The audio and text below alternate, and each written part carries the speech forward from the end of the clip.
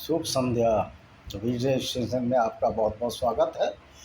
आज हम बताएंगे जो भारतीय इतिहासकार हैं, जो सो कॉल्ड वामपंथी इतिहासकार हैं, जिसमें प्रोफेसर राम पुनियानी जो बॉम्बे बेस्ड हैं, इरफान अलीगढ़ मुस्लिम यूनिवर्सिटी के, और रोमिला थापर जो दिल्ली यूनिवर्सिटी में इतिहास की प्रवक्ता रही हैं या व्याख्याता रही हैं।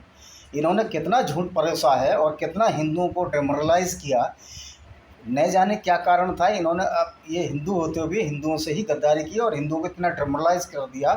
कांग्रेस और कम्युनिस्ट पार्टी के प्रभाव में आके जो तीनों जो एजुकेशन मिनिस्टर थे वो बाय द वे मुस्लिम थे, और मौलाना अब्दुल कलाम आज़ाद तो मक्का में ही पैदा हुए थे। तो इतिहास को इस तरह लिखा गया कि जिससे हिंदू डिमोरलाइज हो जाएं और अपने हकों के लिए कभी भी ना लड़ें।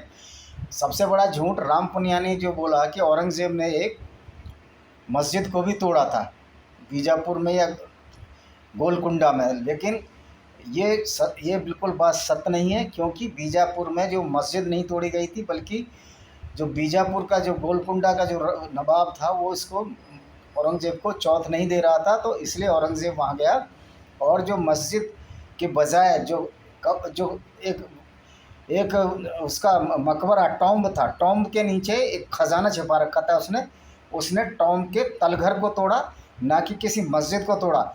अगर मस्जिद को भी उसने तोड़ा है तो सो वाट, मस्जिद तोड़ी तो उससे ये अपराध तो उसका कम नहीं हो जाएगा कि उसने मंदिरों को तोड़ा और ज़बरदस्ती हिंदुओं को मुसलमान बनाया गया।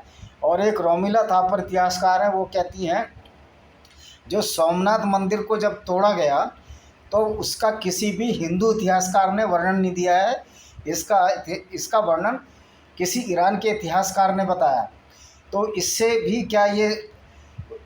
क्या सिद्ध करना चाहते हैं कि मंदिर नहीं तोड़ा गया? मंदिर तो टूटा ना। अगर मुस्लिम इतिहासकार ने बताया मंदिर टूटा, इसका मतलब मुस्लिम इतिहासकार ने तो थोड़ा कम ही बताया होगा, उससे ज़्यादा विवत्स वर्णन तो मंदिर तोड़ने के समय हुआ होगा। और जो इतिहासकार हिंदू थे उन्होंने जो छुपा के पांडुलिपियाँ रखी होंगी इन यवनों से, उनको इन्होंने नष्ट करवा गया होगा। तो इतना बड़ा ये झूठ बोलते हैं जिसका कोई मुकाबला नहीं है। और ऐसे ये बोलते हैं 1792 में मराठों ने सिंगेरी मठ, जो वहाँ का कांचीपुरम सिंगेरी मठ, शंकराचार्य जी का जो स्थान है, 4 स्थान है, आपको भी मालूम है कि शंकराचार्य ने 4 धाम स्थापित किए थे। तो सिंगेरी मठ पर मराठों ने 1792 में हमला किया था और टीपू सुल्तान ने उसको दान दिया था।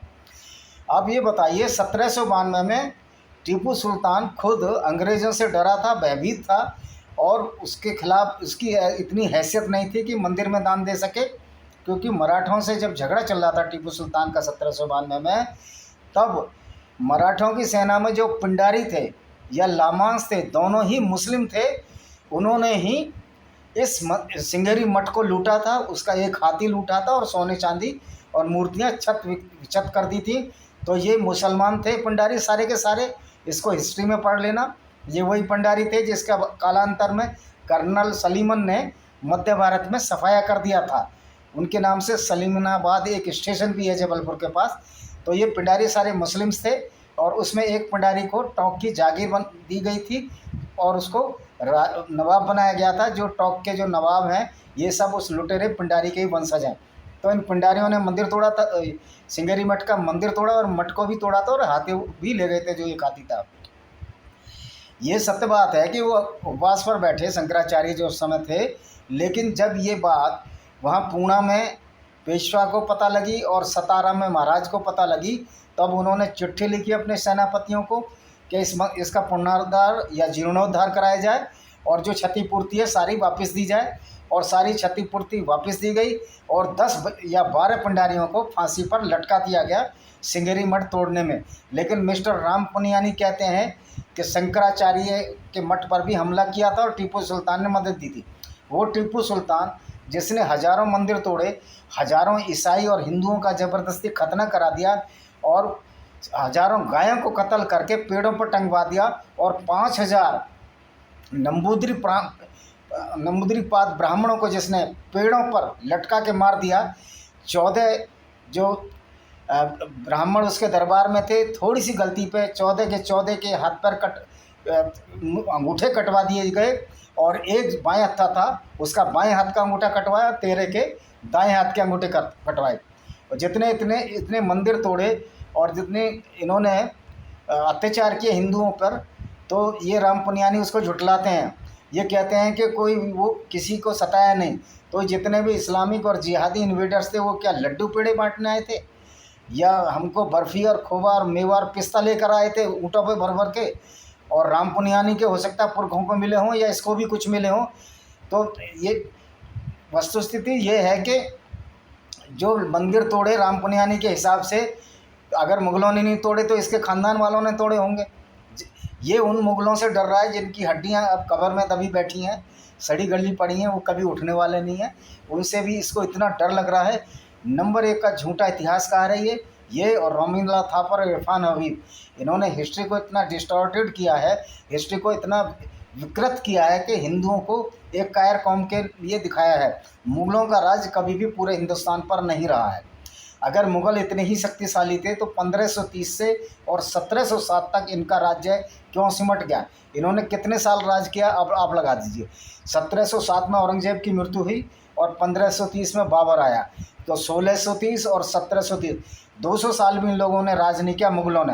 हाँ, अगर आपको उनको 1304 अलाउद्दीन खिलजी से लगाओ या सलेब से लगाओ तो उन्होंने मुश्किल से 800 साल ही राज किया है। लेकिन ये ऐसा शो करते हैं कि जैसे पूरे हिंदुस्तान पे इनका आधिपत्य 2000 साल से था। और दूसरी बात यह है, ये राज भी इसलिए कर गए क्योंकि हिंदुओं में आपसी फूट थी, उनमें गोत्र और जाति के हिसाब से ऊंच नीच का विभेद था। उसका खामियाजा हिंदुओं को भुगतना पड़ा और इसकी वजह से ये पराजित भी होते रहे लगातार, क्योंकि सारी सेना इनकी इकट्ठी नहीं थी। और कुछ गद्दार हिंदुओं ने मुग़लों का, मुसलमान तेलंगा का साथ दिया। वो ऐसे बेगैरत लोग थे जो मंदिरों को टूटता देखते रहे, लेकिन अकबर या मुग़लों की सेना के साथ लड़ते रहे। तो राम पुनियानी के बहुत सारे झूठ पकड़े गए हैं और ये बोलते हैं कि उनके जो मूवमेंट थे, पॉलिटिकली मूवमेंट थे, मतलब अपना सत्ता बढ़ाने के लिए थे, राजनीतिक पावर बढ़ाने के लिए थे। तो क्या इन्होंने जो मंदिर तोड़े और जो पुजारियों को मारा, तो क्या उनको लड्डू पेड़े बांटने के लिए वो आए थे तलवार के साथ? तो इतने झूठे ये लोग हैं, इतने इतिहासकार झूठे हैं दोनों। राम पुनियानी तो सबसे बड़ा झूठा है। वो बोलता है कि वो मंदिर नहीं तोड़े गए, तो क्या राम पुनियानी ने मंदिर खुद तोड़े या इसके पुरखों ने खुद तोड़े? ये खुद सिंध से आया है, इसको वहाँ से भगाया गया पाकिस्तान से। और सिंधियों की, हिंदुओं की क्या हालत हुई थी उस ज़माने में, वो बेचारे जो अभी सिंधी जिंदा हैं वो आपको बता देंगे या उनके बच्चे बता देंगे। तो ये ऐसा लगता है कि मंदिर मुग़लों ने नहीं तोड़े, ना किसी मुस्लिम किंग ने तोड़े। राम पुनियानी, इरफान हबीब और रोमिला थापर ने मंदिर तोड़े थे, जो इनके बचाव में आगे आ रहे हैं। कहते हैं ना, चोर की दाढ़ी में तिनका, यानी कि मंदिर तोड़ने के लिए ऊपर से फरिश्ते आए थे और इन्होंने हिंदुओं को लड्डू पेड़े और ऊँटों पर लाद कर ये बादाम, पिस्ता और मेवे लाए थे हिंदुओं की सेवा में। और वहाँ से अरब से स्त्रियाँ भी लाए थे। अगर राम पुनियानी का बस चले थे वो बोल देगा वहाँ से स्त्रियाँ भी लाए थे और उनका बलात्कार हिंदुओं ने किया। वस्तुस्थिति ये है कि हिंदुओं की स्त्रियों का अहमद शाह अब्दाली ने खुले सड़क पर पानीपत पर बलात्कार किया। तैमूर के सैनिकों ने भी औरतों को ले गया और उनको बांट लिया। अहमद शाह अब्दाली जब स्त्रियाँ ले जा रहा था तो सिखों ने बहुत बड़ा बहादुरी से लड़े और सारी स्त्रियों को, मराठी स्त्रियों को 1761 में जो वार हुई थी, तीसरा पानीपत युद्ध, उसमें सबको छोड़ा लिया और उनमें बहुत सारे लोग बलूचिस्तान में बच गए। बलूचिस्तान में बहुत से जो है अभी भी मराठों के पूर्वज रहते हैं। तो ये जो इतना धर्मांतरण हुआ, इतने मंदिर तोड़े गए, इतने पृष्ठ पुजारियों को मारा गया, गायों का कत्ल किया गया। अकबर द्वारा भी कांगड़ा मंदिर में गायों का कत्ल किया गया।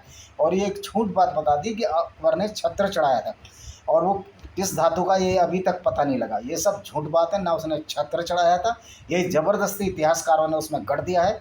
वो देवी का छत्र था जो राजा छत्रसाल ने कांगड़ा देवी मंदिर पर चढ़ाया था, जिसको झूठ मूठ बना के ये अकबर का छत्र बता दिया। इसी तरह की और बहुत सारी झूठी बातें इन्होंने राम पुनियानी जी ने करी है कि वो ऐसा प्रतीत होता है कि इनके पूर्वज या इनके पुरखे इन मुग़लों के दरबार में उनके पिछवाड़े को धोते रहे होंगे और उनके अभी तक इनके खून में से गुलामी नहीं गई है। ये ऐसे डिस्टॉर्टेड इतिहासकार नहीं हैं, ये झूठे लोग हैं और ये फ्रॉड स्टार हैं। बजाय इतिहासकार इनको फ्रॉड स्टार कहें। सच्ची जो हिस्ट्री है उसको हम किस्त बाई किस्त बताते रहेंगे। और ये लोग तो इतिहास को डिस्टॉर्ट किया। एनसीईआरटी में मानव संसाधन मंत्री अर्जुन सिंह ने भी पूरा इतिहास को बर्बाद किया। उनके लड़के राहुल सिंह अभी हैं। तो ये जो कांग्रेस में जितने भी लोग हैं उन्होंने इतिहास को ऐसा डिस्टॉर्टेड, ऐसी इसकी दुर्गति करवाई जिससे हिंदू अगले 2000 साल तक और ना उठ सकें और राजनीतिक सत्ता में ना आ सकें। और यही वजह है कि अब जब मोदी जी आए तो इनके मिर्ची लग रही है और बहुत सारी मिर्ची लग रही है। लेकिन अब इनको आने अगर दे दिया गया ऐसी पार्टियों को तो हिंदुओं का सर्वनाश तय है। इन्हीं के साथ मैं अपने इस वीडियो को यही विराम देता हूँ। वंदे मातरम, जय हिंद।